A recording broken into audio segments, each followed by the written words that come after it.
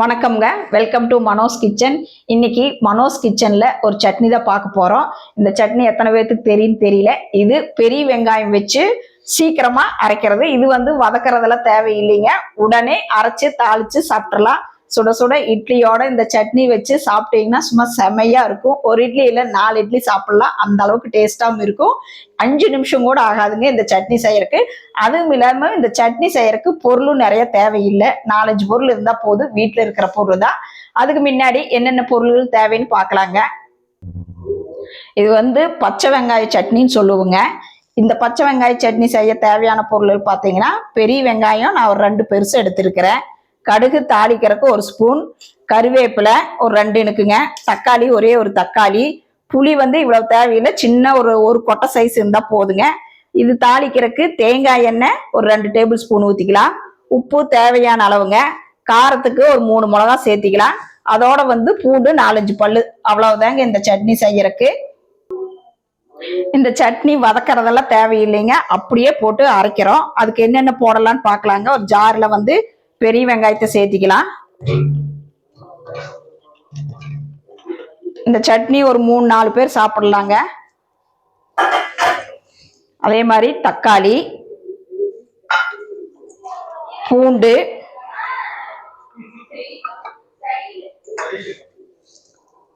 புளி ஒரு சின்னதா இவ்வளவு போட்டுக்கலாம். மிளகா நம்ம காரத்துக்கு தகுந்த மாதிரி போட்டுக்கலாங்க. இதோடைய உப்பு தேவையான அளவு உப்பு போட்டு நல்லா கொரன்னு அரைச்சு எடுத்துட்டு வந்துடலாங்க. இப்ப பாருங்க, வெங்காயம் தக்காளி எல்லாமே போட்டு இந்த அளவுக்கு அரைச்சு எடுத்துட்டு வந்தாச்சுங்க. பாருங்க, ஒரு கொரப்பா இருக்குது, ஒரு 80%. இப்ப பாருங்க, அடுத்தது சட்னி தாளிச்சுக்கலாம். இப்ப வடக்கல் வச்சுட்டோம். வடக்கல்ல அடுத்தது தேவையான அளவு தேங்காய் எண்ணெய் ஊத்திக்கலாங்க.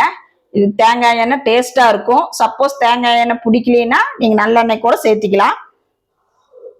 இப்போ எண்ணெய் சூடானதுக்கு அப்புறம் கடுகு போட்டுக்கலாங்க. எண்ணெய் சூடாகட்டும்.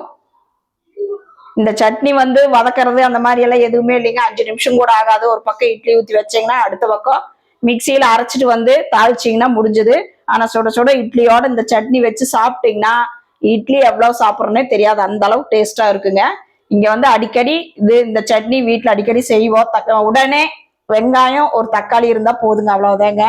இப்ப பாத்தீங்கன்னா எண்ணெய் சூடாயிருச்சு. அதுக்கு அடுத்தது கடுகு போட்டுக்கலாங்க.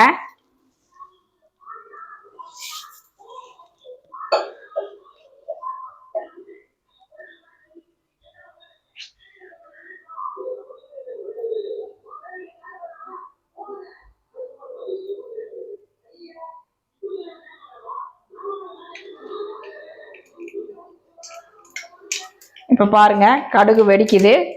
கடுகு வெடிச்சதுக்கு அப்புறம் நம்ம கருவேப்பிலை போட்டுக்கலாம். அவ்வளவுதாங்க. தாளிக்கிறதுக்கு கடலைப்பருப்பு உளுந்து பருப்பு கூட தேவையில்லை. அவ்வளவுதான். இந்த சட்னியை ஊத்தி கொதிக்க வைக்க கூடாதுங்க. அடுப்பை ஆஃப் பண்ணிடணும். இந்த சட்னி ஊத்தணுன்னே அடுப்பை ஆஃப் பண்ணிடலாங்க. இந்த சூட்லயே பச்சை வாசமெல்லாம் போயிருங்க. அவ்வளவுதாங்க இந்த சட்னி. வேணும்னா நீங்க தண்ணி ஊத்திக்கலாம். தண்ணி வேண்டாங்க, கொஞ்சம் கெட்டியா இருந்தா நல்லா இருக்கும்.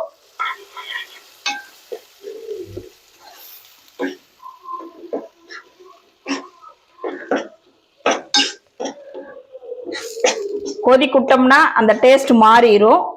இப்போ சும்மா ஒரு பச்சை வாசம் போற கலவா வடக்கல் சூடா இருந்தாவே போதுங்க. இந்த சட்னி பச்சை வாசம் போயிடும், சாப்பிட்றதுக்கு நல்லா இருக்கும்.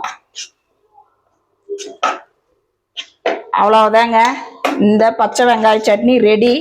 சுட சுட இட்லியோட சாப்பிட்றதுக்கு அவ்வளவு நல்லா இருக்கும். நீங்க வீட்டுல இதே மாதிரி செஞ்சு பாருங்க. ரொம்ப சிம்பிள், ஆனா டேஸ்ட் செம்மையா இருக்கும். இட்லி தோசைக்கு நல்லா இருக்குங்க. இதே மாதிரி இது பழைய சாப்பாட்டுக்கும் கூட வச்சு சாப்பிடலாம். ஒரு கஞ்சி அந்த மாதிரிக்கெல்லாம் நல்லா இருக்கும். பாத்தீங்கன்னா அவ்வளவுதான், சட்னி ரெடி. என்னங்க, சீக்கிரமா செய்யற பச்சை வெங்காய சட்னி பார்த்தீங்க. இது சின்ன சின்ன தள்ளுவண்டி கடையில, சின்ன சின்ன டிஃபன் கடையிலும் கூட இந்த மாதிரி சட்னி எல்லாம் கொடுப்பாங்க. இட்லி தோசைக்கு அந்த மாதிரி கொடுப்பாங்க. தொட்டு சாப்பிட்றதுக்கு அவ்வளோ டேஸ்டா நல்லா இருக்கும். நாங்க வீட்டுல அடிக்கடி இந்த வெங்காய சட்னி செய்வோம். இது வதக்கிறது தேவையில்லை, எதுவுமே தேவையில்லை. 5 நிமிஷம் இருந்தா போதுங்க. நீங்களும் இந்த மாதிரி சட்னி செஞ்சு சாப்பிட்டு பார்த்துட்டு எப்படி இருக்குன்னு உங்க ஃபீட்பேக் சொல்லுங்க. நாங்கள் வீட்லேயே சுத்தமான முறைப்படி ஸ்வீட்டு, ஸ்நாக்ஸு, மசாலா ஐட்டம் அந்த மாதிரி எல்லாம் செஞ்சு தர்றோம். யாராவது வேணா எங்களை கான்டாக்ட் பண்ணுங்க. Phone number 9952809354.